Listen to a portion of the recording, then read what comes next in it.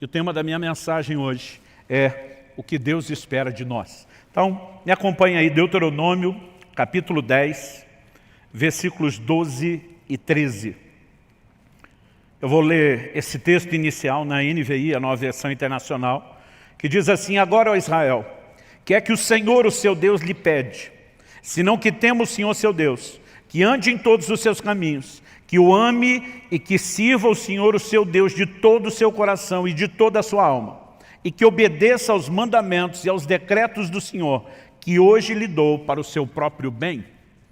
Eu quero tomar esses dois versículos, se você quiser, tanto pode deixar esse texto aberto como marcado. Em algum momento nós vamos voltar e tentar ler um pouquinho aí o contexto, versículos anteriores, versículos posteriores. Mas agora eu quero partir da pergunta: o que o Senhor espera de nós? A versão atualizada de Almeida, Nova Almeida atualizada, usa a pergunta: o que é que o Senhor requer de ti? No entanto, a expressão usada no original, esse requer, conota um pouquinho mais do aspecto de exigência, mas a palavra usada no original hebraico fala de pedir. Deus pede. Isso não precisa necessariamente ser confundido como opcional, mas eu quero tomar exatamente essa frase: o que é que Deus pede? E eu gostaria que a gente pudesse conversar a respeito desse assunto, da expectativa de Deus, daquilo que Ele requer de nós, pensando esse assunto em pelo menos 3 aspectos. Eu quero fazer aqui 3 perguntas. Primeiro, por que Deus faria algum tipo de exigência a nós, ao seu povo, aqueles que o seguem? Segundo lugar, o que exatamente Deus requer de nós? E, em terceiro lugar, nós vamos tentar trabalhar a razão, o motivo desse pedido que Deus fez. Então, acredito que olhando para o próprio texto, nós podemos entender que o fato de Deus fazer exigências, e não apenas nos colocar numa posição onde a gente pode pedir algo a Ele, mas Ele também pedir a nós, precisa nos ensinar algo. Eu gosto de dizer que oração não é apenas o meio através do qual eu e você recebemos de Deus aquilo que a gente quer. Oração também deveria ser, em contrapartida, o meio através do qual Deus recebe de nós, consegue de nós o que Ele quer. É o que nós aprendemos quando o Senhor Jesus, no jardim do Getsêmani, dobra os seus joelhos para dizer a Deus: seja feita não a minha, mas a sua vontade. Muitas vezes nossa vontade pode entrar em rota de colisão com a vontade de Deus. E nós precisamos entender que o ambiente de oração, o mesmo ambiente onde nós podemos pedir a Deus e conseguir de Deus algumas coisas que queremos, também deveria ser um ambiente de rendição, onde Deus possa conseguir de nós aquilo que Ele quer. Isso significa que, seja na oração ou em qualquer outro aspecto do nosso relacionamento com Deus, nós temos que reconhecer que esse relacionamento é uma via de mão dupla. Nós precisamos entender que no relacionamento com Deus, nós temos não só direitos, mas nós também temos deveres. Hoje em dia eu vejo uma ênfase de um evangelho que ele promove, simplesmente anuncia o bônus. Não se fala muito a respeito do ônus, qual é o seu compromisso, quais são as suas renúncias, mas é fato que o relacionamento de Deus com o homem, desde o início da criação, quando Deus estabelece o primeiro casal no jardim, antes da queda, antes do pecado, nós vemos um posicionamento claro de um Deus que, por um lado, disponibilizou, ofereceu a eles direitos e disse: vocês podem comer de todas as árvores do jardim, usufruam de tudo isso porque é para o bem de vocês. Mas o Senhor faz uma restrição. Ele diz: mas da árvore do conhecimento do bem e do mal, vocês não podem comer. Então eles tinham direitos, mas eles também tinham deveres. E quando olhamos essa perspectiva, por mais que pareça um tanto quanto óbvia, eu acredito que ela não tem estado tão presente na forma de pensar dos crentes de uma forma geral. Muitas vezes olhamos para Deus como aquele que tem um compromisso de nos abençoar, de fazer aquilo que nós queremos, e afinal de contas é por isso que a maioria acaba se disponibilizando, pelo menos no início, antes de ter tanto entendimento ou maturidade, a andar com Deus, porque vê o lucro de um Deus que vai atendê-lo. No entanto, à medida que crescemos no entendimento da palavra, precisamos entender que há não apenas direitos, mas também deveres. Essa via de mão dupla com direitos e deveres, ela tem por trás de si uma lógica. E acredito que um dos elementos que a gente possa colocar aqui nessa conta é reconhecer que o homem tem o privilégio de viver com Deus é classificado na Bíblia, na sua palavra, como uma aliança. E a aliança envolve compromisso das duas partes, nunca de uma parte só. Depois Deus tirar a nação de Israel do Egito, debaixo do domínio de Faraó, da escravidão na qual viviam, ele faz isso com um projeto muito claro, levá-los a uma terra prometida, e assim que saem e param no Monte Sinai, observe o que é que Deus manda Moisés falar para eles. Êxodo, capítulo 19, do versículo 3 até o 6, diz assim: Moisés subiu para encontrar-se com Deus.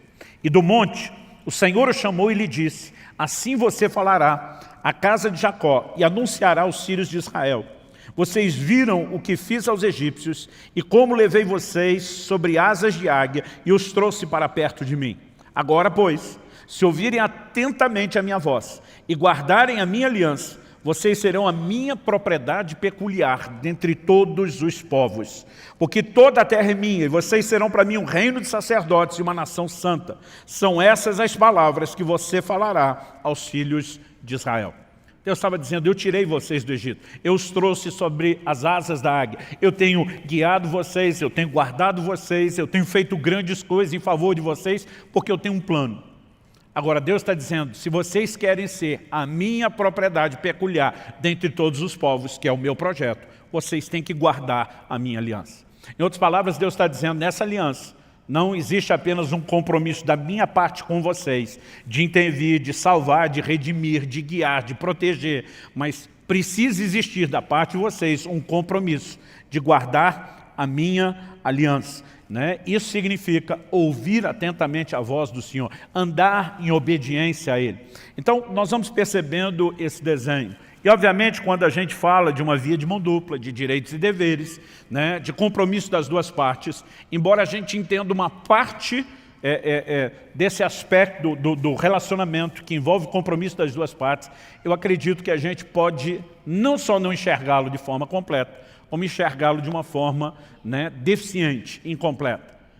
Nós precisamos entender que nesse relacionamento, Deus tem o direito de pedir e de exigir algo, não só porque além de direitos tem deveres, não só porque além de bônus tem ônus, não só porque a aliança requer o compromisso das duas partes, mas aquilo que deveria ser entendido como óbvio. Nessa relação, Deus é o Senhor e nós somos seus servos. Embora haja compromisso das duas partes, não significa que nós estamos na mesma posição, naquele lugar de direitos iguais. Ele é Senhor. E senhorio implica no quê? Basicamente, em obediência, em submissão, em rendição. É por isso que em Lucas, no capítulo 6, no versículo 46, o Senhor Jesus diz: por que é que vocês me chamam Senhor, Senhor, e não fazem aquilo que eu mando? Ele está dizendo: é incoerente me chamar de Senhor. A palavra Senhor, a gente tem repetido isso aqui, era usada por um escravo quando ele se dirigia ao seu amo. A palavra Senhor significa dono, possuidor.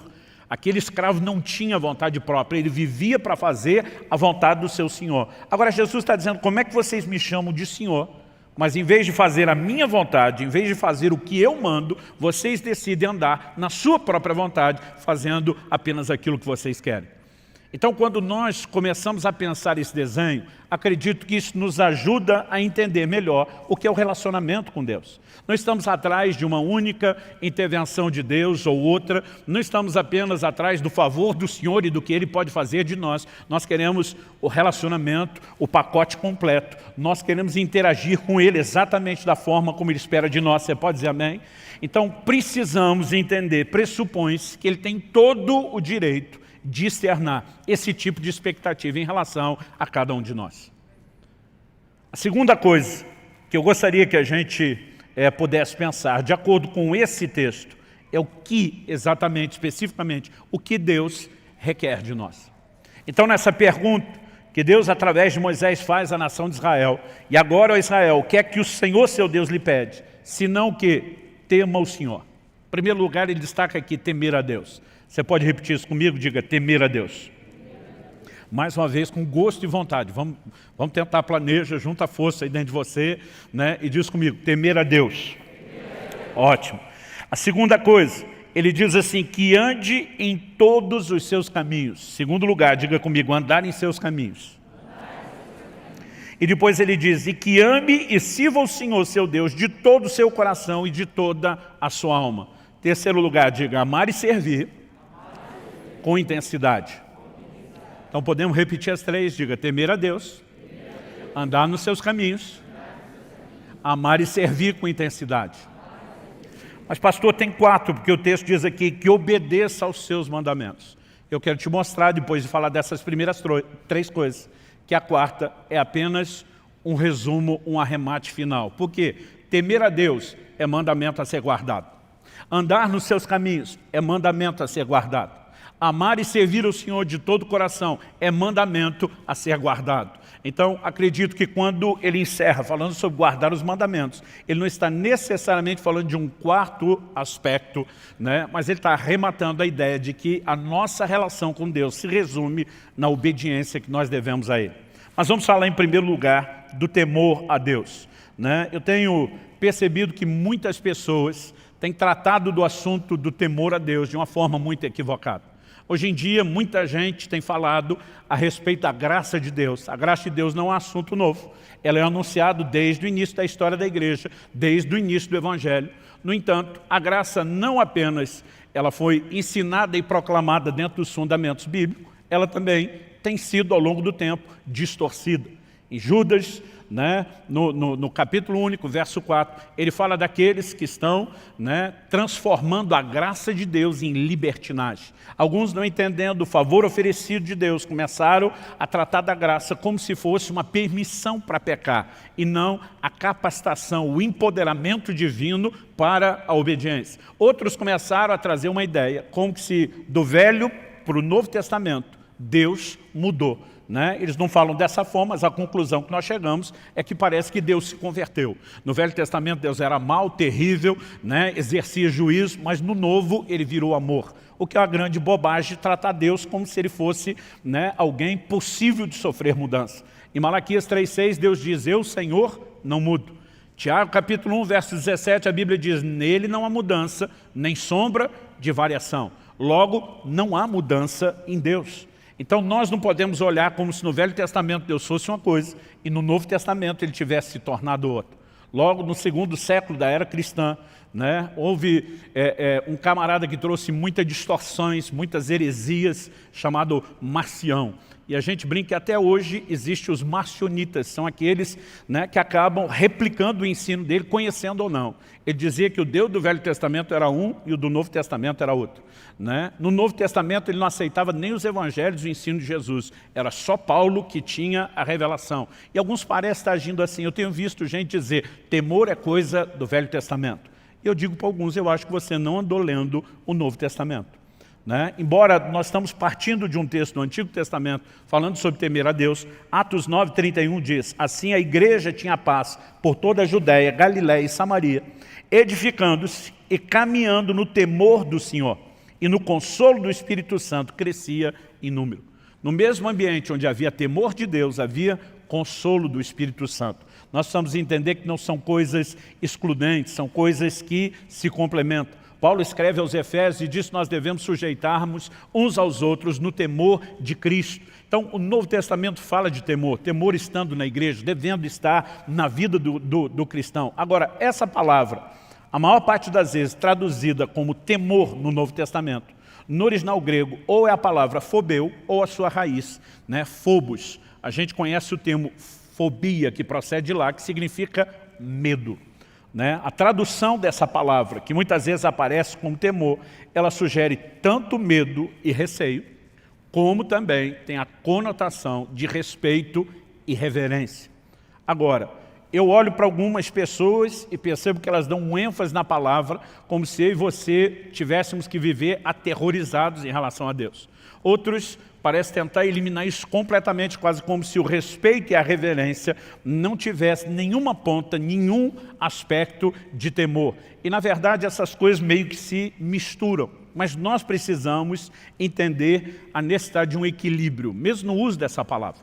Por exemplo, em Efésios, no capítulo 5, o apóstolo Paulo começa a falar da relação entre o marido e a esposa e um paralelo da relação com Cristo e a igreja, a noiva, né, com quem ele vai se casar. E a Bíblia diz que o marido deve amar a esposa como Cristo amou a igreja, mas que a esposa deve submeter-se ao seu marido como a igreja deve submissão a Cristo. Mas no final, no versículo 33, final do capítulo e do arremate dessa ideia, o apóstolo Paulo diz assim, que a esposa respeite o seu marido. Efésios 5:33. A palavra traduzida ali, né, é phobeu, que a esposa tema o seu marido.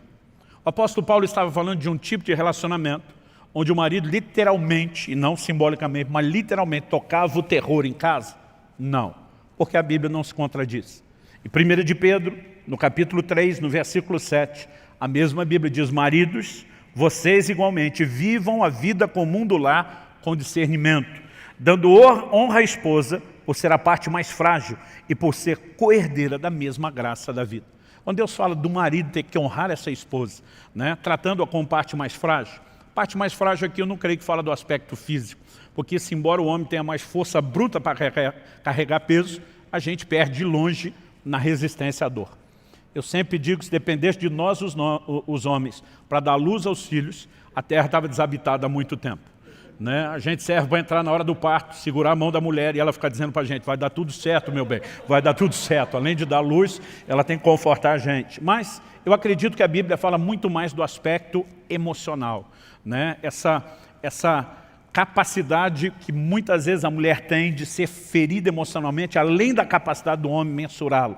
Eu acredito que isso não é Deus tentando diminuí-la. Eu lembro que antes de casar, um dia a Kelly olhou para mim, falou, a gente estava conversando algumas coisas sobre o nosso futuro, após o casamento, ela olhou para mim e falou assim, pensa num vasinho daqueles de porcelana chinesa, daqueles bem fininhos que não pode nem apertar. Eu falei, pensei, ela disse, sou eu, é o que você está levando para casa.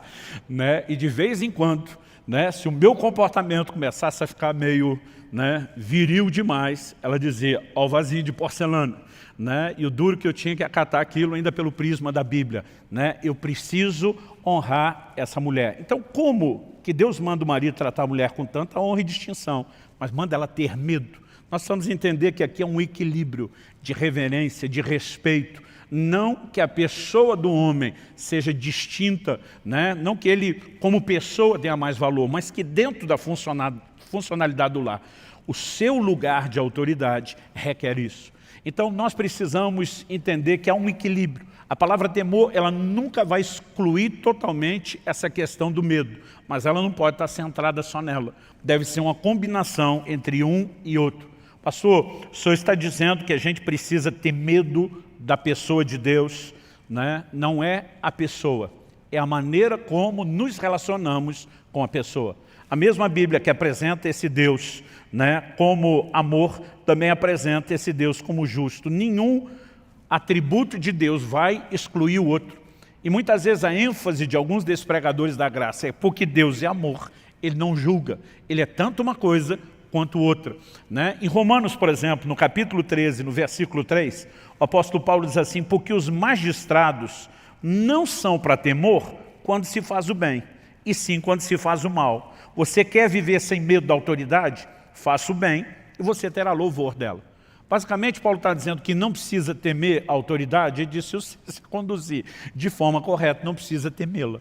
Agora, se estiver fazendo errado, deve temer. Aonde está a ênfase do aspecto do medo? Se eu desobedecê-lo, as consequências de um Deus que é justo serão inevitáveis. Isso não significa que eu preciso ter medo de que Ele queira o mal.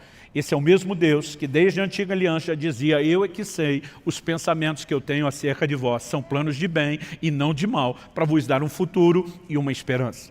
No entanto, esse mesmo Deus é chamado muitas vezes de um Deus terrível, né? Porque a consciência do quão correto e justo, ela deve encher o nosso coração de temor, pelo fato de que quando desrespeitamos os seus mandamentos, as consequências, elas virão. Vou falar sobre esse assunto de consequência daqui a pouco. Vamos voltar aqui para a ideia do temor. Eu acredito que devemos temer as consequências de não obedecer a Deus e não ter medo da sua pessoa. Mas a reverência que temos para com Ele é que esse Deus que é amor, que é a fonte de toda bondade, de toda misericórdia, Ele também é um Deus justo. O temor é parte daquilo que Deus espera de nós. Em Provérbios, no capítulo 9, no versículo 10, a Bíblia diz que o temor do Senhor é o princípio da sabedoria.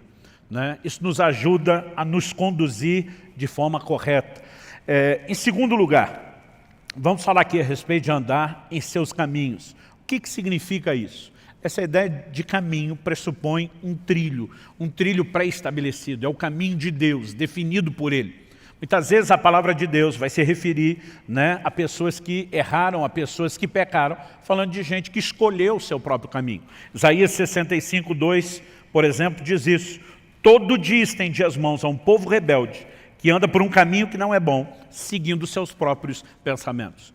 Né? Quando Deus fala dos próprios pensamentos, Ele está dizendo, eles escolheram o seu próprio caminho, e esse caminho não é bom. Em outras palavras, Deus está dizendo que o homem rebelde escolheu o seu próprio trilho. No entanto, ao longo de toda a Escritura, Deus vai enfatizando essa questão do caminho.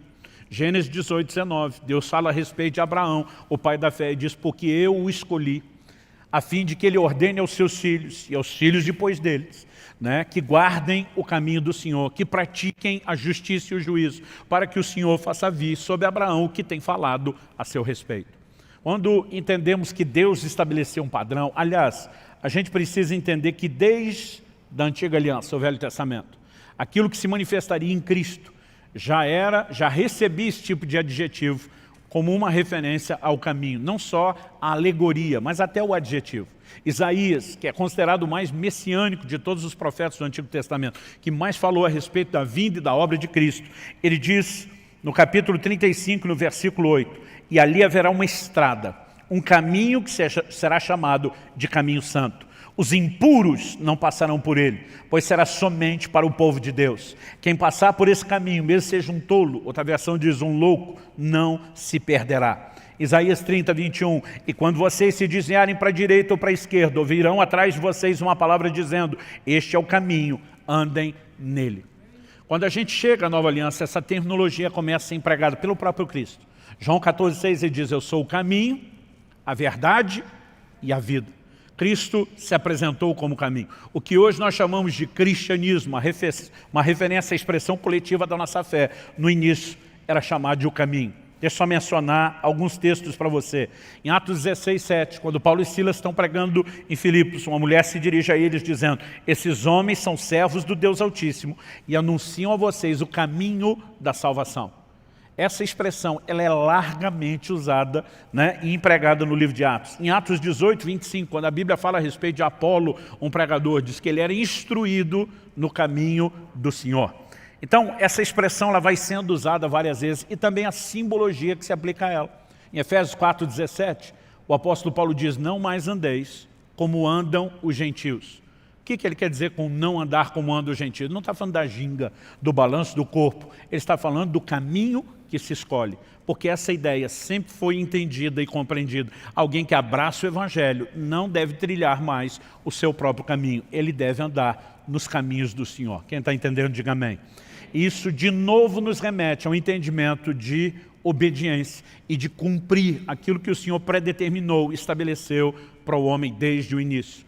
Né? Aliás, eu acho muito interessante quando a gente mexe nesse assunto de obediência, entender o quão forte é a expectativa de Deus a respeito desse assunto. E daqui a pouco, quando a gente falar sobre guardar os mandamentos, a gente dá uma arrematada final falando de obediência. Vamos mexer na questão de amor e serviço.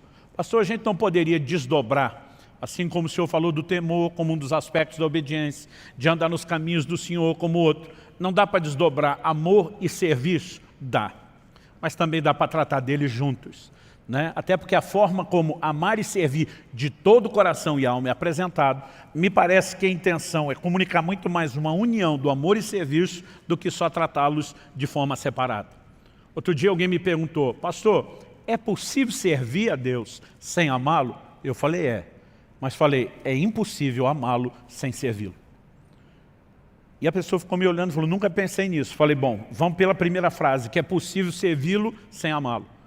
Carta à igreja de Éfeso no Apocalipse. Em Apocalipse 2:2, o Senhor começa falando com essa igreja, né, assim, conheço as tuas obras, o teu labor e a tua perseverança. Eu gosto de brincar que aqui tem uma progressão.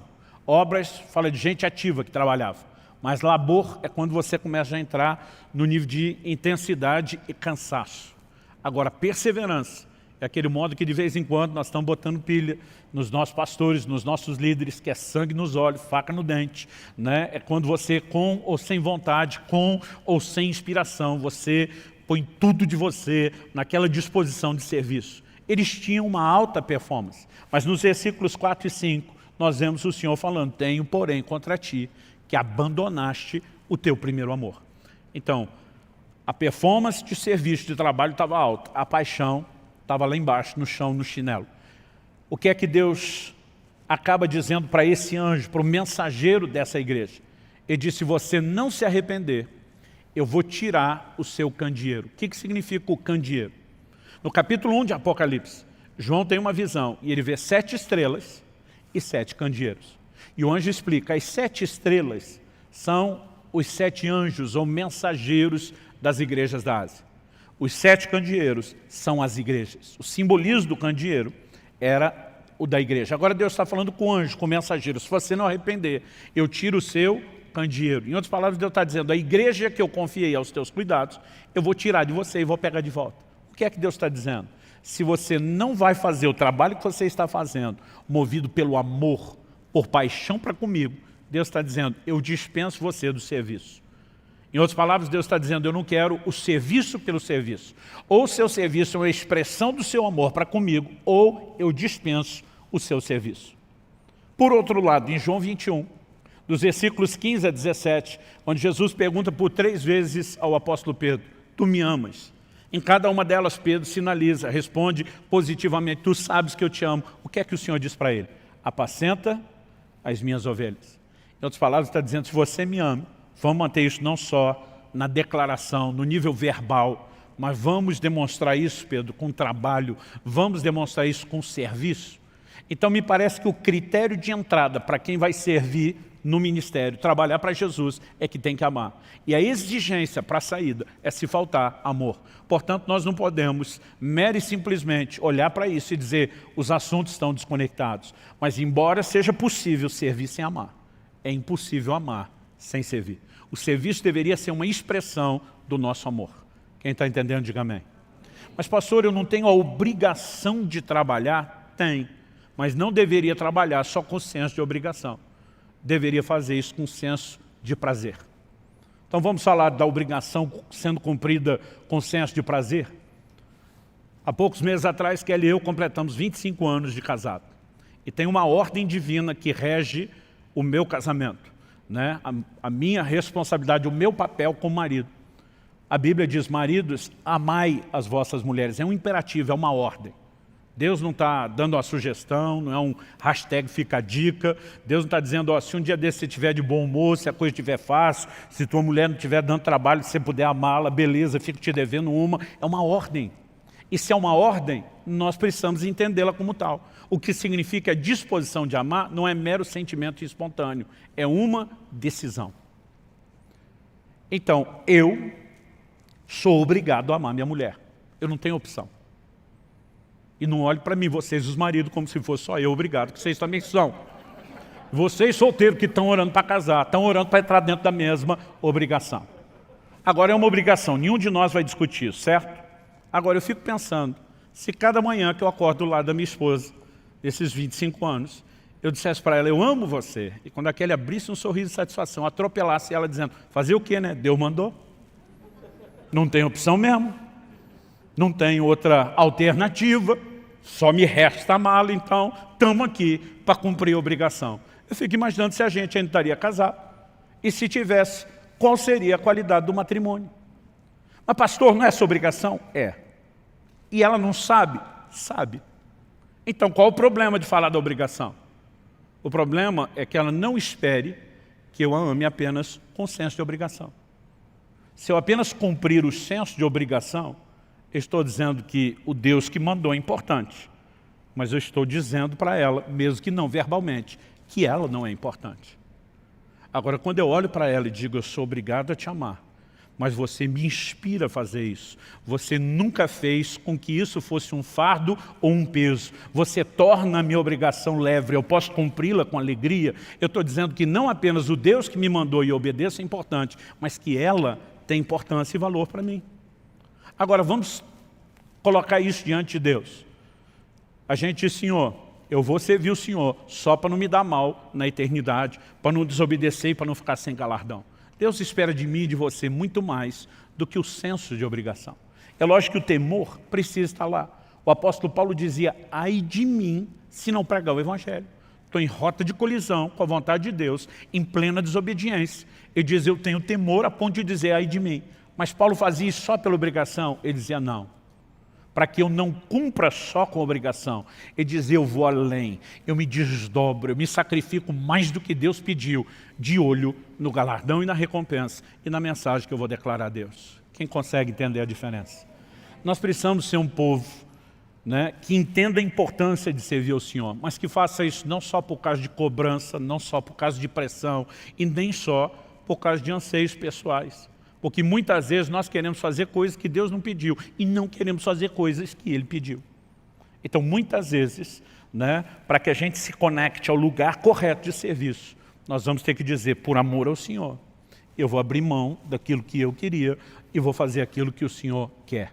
Agora, tanto uma coisa como outra, seja tratada de forma separada, o amor e serviço, ou de forma conjunta, é apresentada como algo que a gente precisa fazer de todo o coração. Eu acredito que é nessa expressão que fica muito claro e evidente que Deus espera de mim e de você, mais do que o senso de obrigação, mas o senso de prazer, de dedicação total e plena a Ele. Isso significa que nós temos que dar o melhor de nós nessa relação, tanto de amor como de serviço. Você pode dizer amém?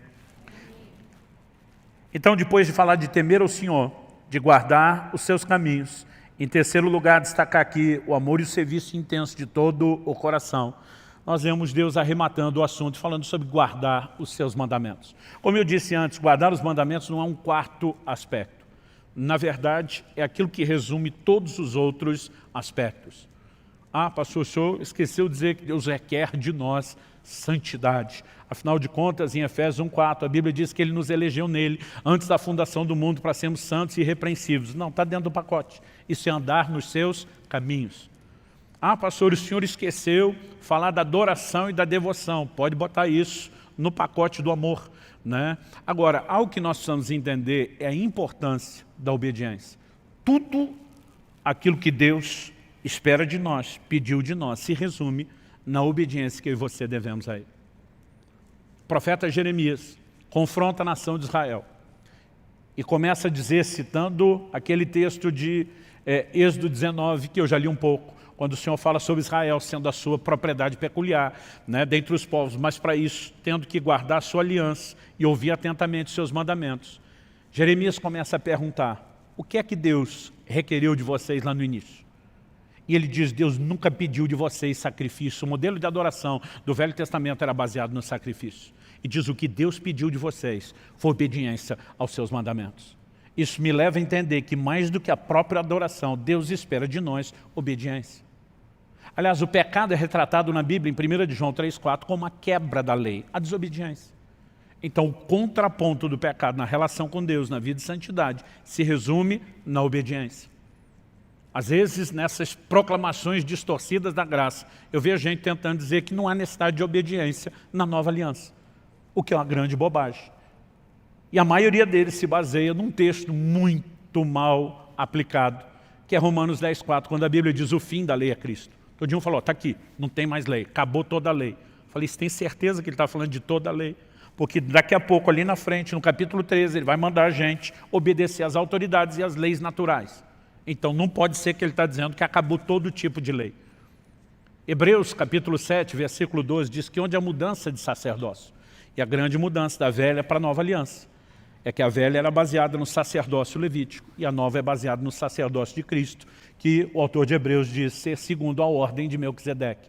A Bíblia diz onde há mudança de sacerdócio, é mudança de lei. A Bíblia não diz que é extinção, desaparecimento de lei, que a lei cessou. Quando a Bíblia diz o fim da lei é Cristo, está falando de uma lei específica que regia a velha aliança, que constituía de muitos mandamentos e ordenanças, né, que na verdade, na nova aliança, são tratados de uma forma completamente distinta.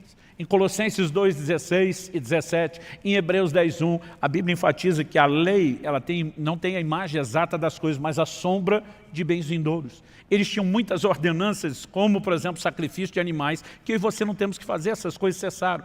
Aliás, na verdade, Jesus ainda diz assim, eu não vim extinguir a lei, eu não vim suprimir a lei. Ele diz, eu vim cumprir. Porque a lei, além de ter um caráter temporário, tinha um caráter profético, ela apontava para Cristo. Jesus diz para os judeus, seus dias, examinais as Escrituras, e são elas que testificam de mim, tudo converge na pessoa de Jesus, e muita dessa simbologia se cumpre no sacrifício de Cristo. Agora, isso não significa que não haja mandamentos. Jesus diz, um novo mandamento vos dou. Novo pressupõe essa mudança de lei, mas que também agora há mandamentos a serem obedecidos. Aliás, em Mateus, no capítulo 28, no que nós chamamos de a grande comissão, nos versículos 19 e 20, a Bíblia diz assim, portanto vão e façam discípulos de todas as nações, batizando-os em nome do Pai, do Filho e do Espírito Santo, ensinando-os a guardar todas as coisas que tenho ordenado a vocês. E eis que estou com vocês todos os dias até o fim dos tempos. Ou como diz uma versão mais clássica, até a consumação dos séculos. O Senhor Jesus estava dizendo o quê? Vocês vão fazer discípulos das nações. Significa os não-judeus, os gentios. E é importante observar isso. Porque eu vejo muita gente hoje em dia, em nome de um discurso da graça, dizendo, né, que Jesus, né, veio para ensinar os judeus, como se aquilo que ele ensinou não se aplicasse a nós, como se a revelação da nova aliança partisse apenas das epístolas dadas por meio dos apóstolos. O livro de Hebreus nos fala que a salvação foi inicialmente anunciada por nosso Senhor e continuada pelos apóstolos. Quem começou a proclamar o Evangelho foi o próprio Cristo, e eles deram continuidade. Trouxeram mais informações, claro. Jesus não tinha ainda nem morrido, o que dizer ressuscitado. Ele diz, eu tenho muito que vos dizer, mas vocês não têm estrutura para suportar. A revelação seria progressiva, mas o Evangelho não mudou.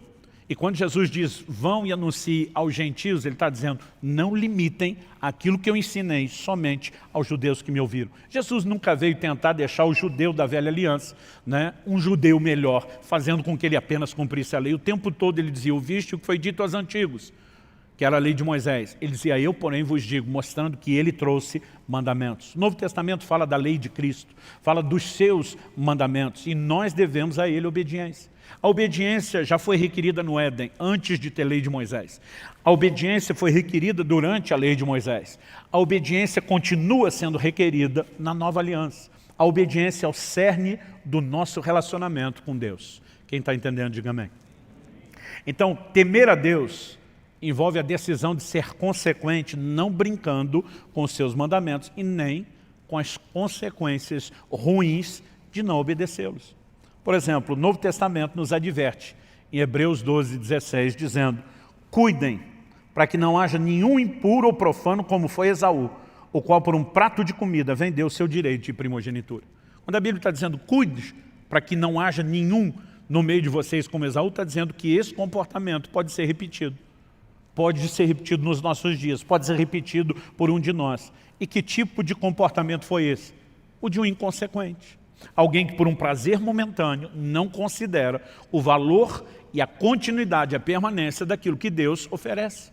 Agora, está falando de alguém, né, que não consegue avaliar os valores do que é espiritual, o que é natural, né, e nem as consequências de tomar esse tipo de decisão.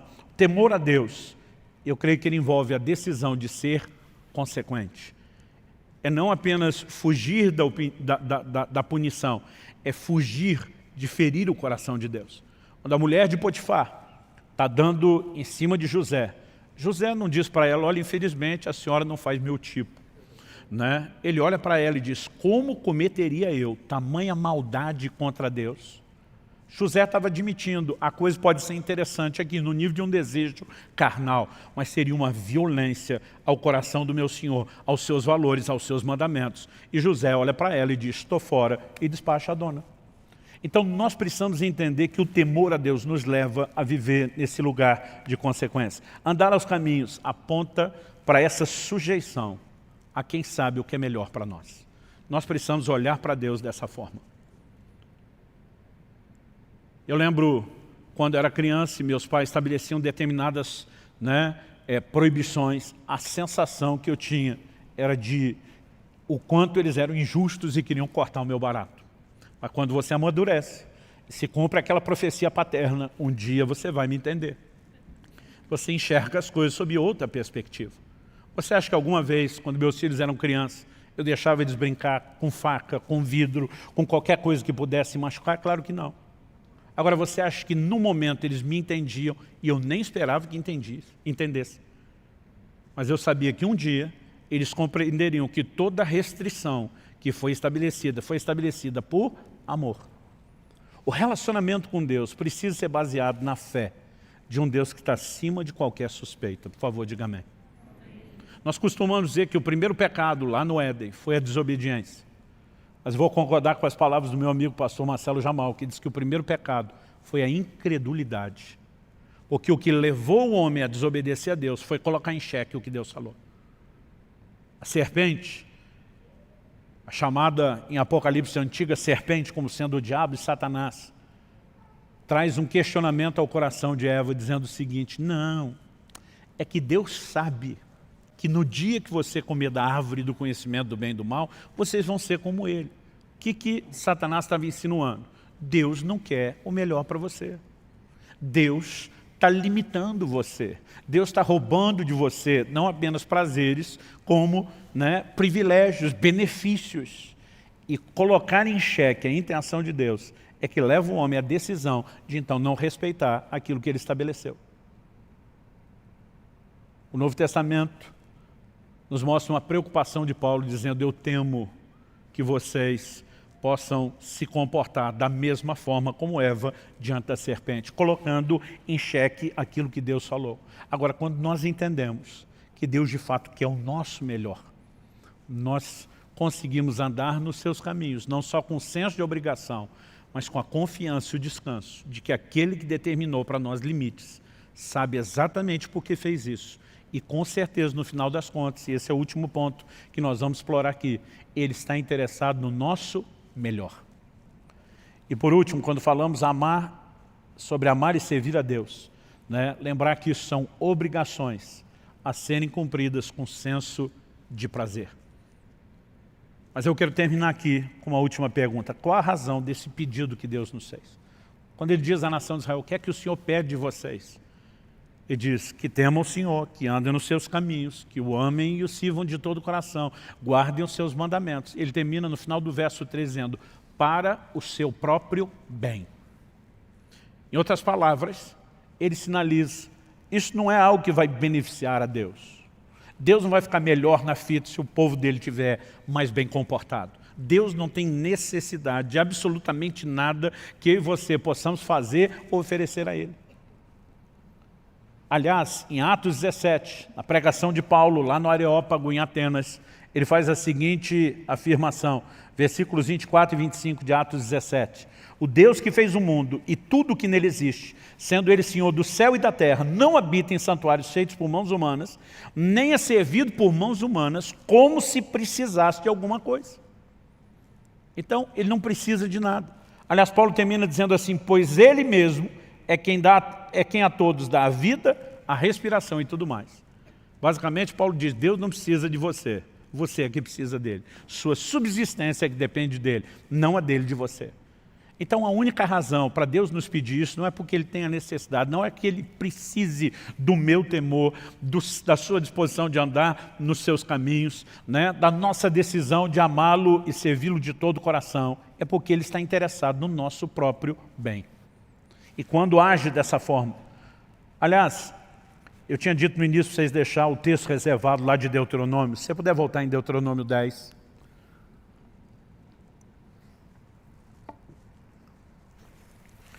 Eu gostaria que a gente pudesse avaliar o versículo 11. A gente leu o 12 e o 13.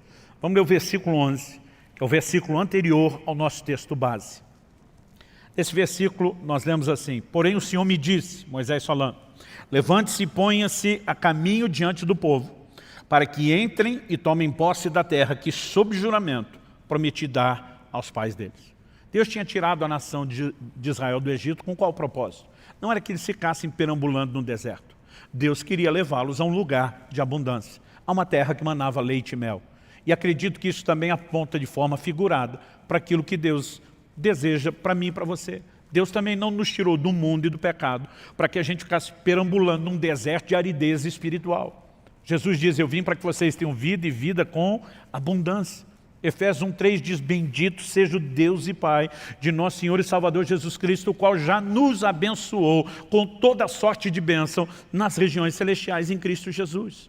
Deus tem um projeto de plenitude para mim e para você. Eu sinceramente esperava um amém, vou dar uma segunda chance para você. Deus tem um projeto de plenitude espiritual para mim e para você. Amém? Então assim, antes de tocar no que Deus requeria de Israel, ele já estava falando do lugar onde queria introduzi-los. Em outras palavras, Deus está dizendo, eu estou interessado no bem de vocês. Agora, o tempo todo ele advertia, mas se ao entrarem nessa terra, vocês não me obedecerem, em vez de ter a bênção, vocês vão sofrer as consequências da desobediência, que é a maldição, o juízo. Aí ele fala nos versículos 12 e 13, do que ele requer de nós. Mas vamos ver os versículos seguintes, agora do 14 ao 16. Depois de falar que queria introduzi-los na terra, do que ele requeria deles, temor ao Senhor, andar nos seus caminhos, amá-lo, servi-lo de todo o coração, que se resume na obediência. Ele diz assim, 14 ao 16, eis que os céus e os céus dos céus são do Senhor, o Deus de vocês. A ele pertence a terra e tudo o que nela há. Mas o Senhor se afeiçoou. Observe essa frase, se afeiçoou. Algumas traduções dizem amou. O Senhor se afeiçoou tão somente aos pais de vocês para os amar. E a vocês, descendentes dele, ele escolheu do meio de todos os povos, como hoje se vê. A conclusão no verso 16, portanto, circuncidem o coração de vocês e deixem de ser teimosos ou rebeldes. O tempo todo a sinalização é Deus ama vocês, Deus escolheu vocês, Deus tem um plano extraordinário para vocês. Essas exigências têm um único propósito, para que a gente não quebre os princípios, né, que podem nos conduzir a viver a plenitude do que Ele tem para nós. Eu gosto de repetir essa frase, se você quebrar os princípios, qualquer um dos princípios que Deus estabeleceu, o princípio vai quebrar você, qualquer que seja ele. Haverá consequências. No entanto, Deus estava dizendo, circuncidem o coração, não seja rebelde. Em outras palavras, entra no prumo. Por quê? Deus está dizendo, porque dessa forma eu vou poder fazer o melhor para você. Quando a gente volta lá em Gênesis, na criação, Deus falando com o primeiro casal, a gente vê que o único motivo do Criador requerer alguma coisa da criatura era o bem dela mesma. O Senhor diz o seguinte, da árvore do conhecimento do bem e do mal, você não deve comer. Porque no dia em que comer, certamente você morrerá. Então Deus está dizendo, porque eu quero o seu melhor e não o pior. Eu estou te dizendo que o limite tem que ser respeitado para que você possa experimentar aquilo que eu quero. O que nós estamos falando aqui não é nada profundo no sentido de que segredo espiritual que não sabia, mas talvez nos ajude a montar um quebra-cabeça de como pensar o relacionamento com Deus. Então vamos resumir. É uma via de mão dupla. Deus tem todo o direito de estabelecer exigência e de nos pedir, porque nessa relação não é apenas a gente pedindo a Ele o que queremos, ela também envolve Deus pedir, exigir, demandar de nós aquilo que Ele quer. Nós precisamos entender exatamente quais são esses aspectos de obediência, mas a obediência como centro. Nós precisamos entender que o grande beneficiado da nossa obediência não é Deus. É lógico que Ele também vai poder colher esse relacionamento com gente que está próximo e não distante. Mas o grande beneficiado seremos nós mesmos. E quando a gente consegue simplificar isso tudo, é muito mais fácil oferecer resistência aos ataques do inimigo. Porque assim como bombardeou Eva, Satanás vai fazer com cada um de nós. Muitas vezes nós somos questionados, será que vale a pena? Estou sendo fiel a Deus, não estou vendo resultado. O tempo todo nós vamos receber essas setas de dúvidas, né, que o inimigo lança tentando colocar em xeque o caráter de Deus. Não foi o que aconteceu com a mulher de Jó? Ela, quando vê as coisas irem de mal a pior, ela vira para o seu marido e diz, amaldiçoe seu Deus e morre. Ela está dizendo, se Deus não vai dar tudo que eu não quero saber dele. Jó olha para ela e diz, você fala como uma louca. Nós recebemos de Deus o bem, não vamos receber o mal. Apesar da Bíblia ser clara em dizer que o mal não procedia necessariamente do Senhor, Jó está olhando e dizendo, ele está no controle de todas as coisas. Ele não estava aceitando o mal como destino final, porque ele diz, eu sei que o meu Redentor vive e ele há de se levantar sobre a terra. Mas ele está dizendo, independente dessa circunstância mudar ou não, e não é só porque um dia vai mudar, ele está dizendo, eu não estou servindo a Deus apenas porque Ele dá aquilo que eu quero. Quando nós começamos a entender que Deus está acima de qualquer suspeita e mantemos esse nível de fé, o nosso coração acaba sendo guardado. O que Satanás trabalhou com Eva não foi um completo descrédito à palavra de Deus. Foi uma manipulação e uma distorção da palavra. Aliás, não foi assim que Satanás tentou Jesus?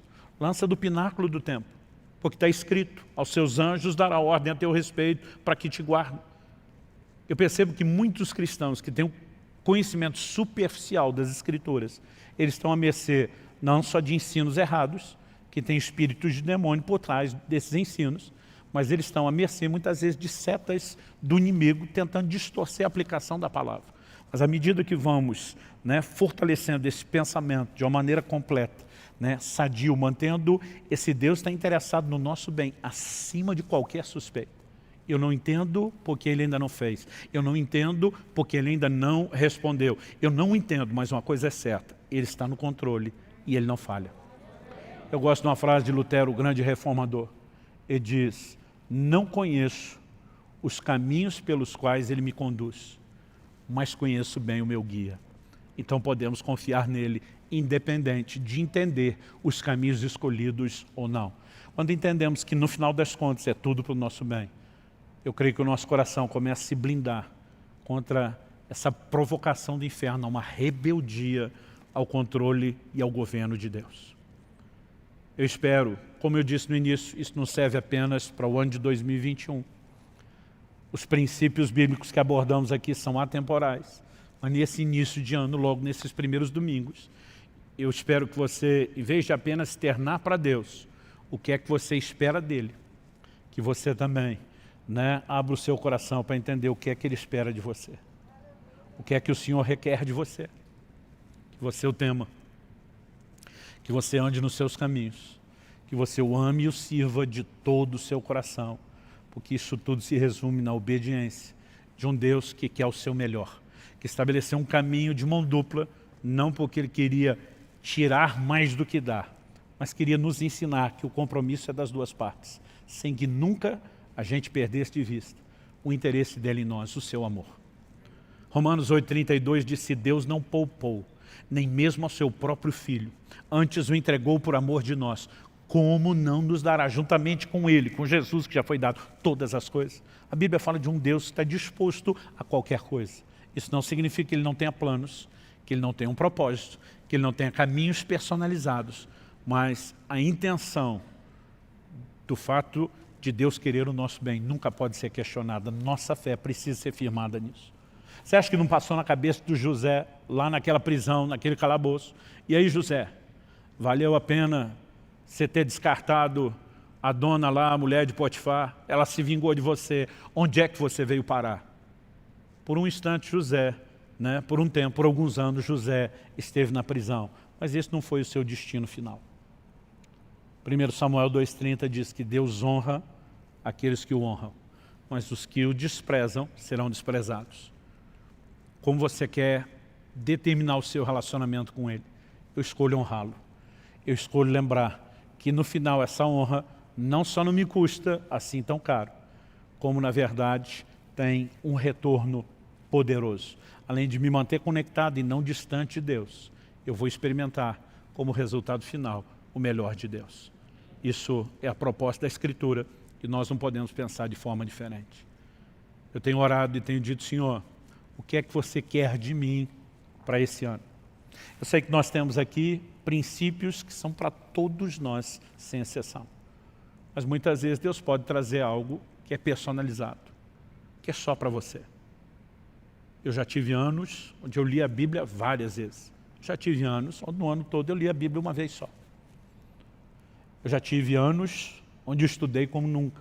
2020, Deus mandou reduzir drasticamente as viagens. E um dos propósitos era não só produzir, mas crescer. E nós precisamos, né, não apenas dizer para Deus quais são os nossos alvos. Nós precisamos orar, buscar de Deus o Espírito Santo. Eu quero entender, mesmo que isso não vier de forma imediata, mesmo que não vier com toda clareza, mesmo que eu não ouvi uma voz do alto, eu quero entender aquilo que o Senhor quer de mim. Sem contar essa disposição. Você consegue imaginar se cada um de nós, não apenas os que compõem a comunidade Alcance aqui de Curitiba, se cada um de nós no corpo de Cristo decidisse atender o que Deus espera de nós e dessemos a Ele, né, o temor do nosso coração, a disposição de andar nos seus caminhos, a decisão de amá-lo e servi-lo de todo o coração, dizendo obediência ao trilho, porque entendemos, né, que não é uma via de mão única, mas também ao mesmo tempo cheios de expectativa, de fé, num Deus que é o nosso melhor. Você consegue imaginar o que a igreja brasileira não faria nessa nação? Então a pergunta é, por que não temos feito? E eu não estou aqui para julgar você. Talvez você seja novo na fé. Talvez você esteja no início da caminhada tentando entender e processar as coisas. Talvez você diga, pastor, eu sou, como diz a turma aí, já macaco velho. No entanto, andei dando bobeira. Não vim aqui te apontar o dedo ou jogar pedra em você. Eu creio que o próprio amor desse Deus, que quer o seu melhor, te dá a oportunidade de conserto, te dá a oportunidade de arrependimento, de ajuste. E eu gostaria que nós terminássemos com um momento de oração. Aí onde você está, sentado, né? Sentado mesmo. Eu quero que você coloque diante de Deus a sua vida. Eu quero que você comece a falar com o Senhor. Eu quero que você, de fato, se pergunte. Você tem entregado a Deus o que Ele pede, o que Ele requer de você? Talvez você diga, pastor, eu acho que eu estou no time que respondo sim. A pergunta é, qual o nível? Porque muitas vezes nós estamos amando e servindo, mas não de todo o coração. Às vezes nós estamos temendo de uma forma meio parcial, relativizada.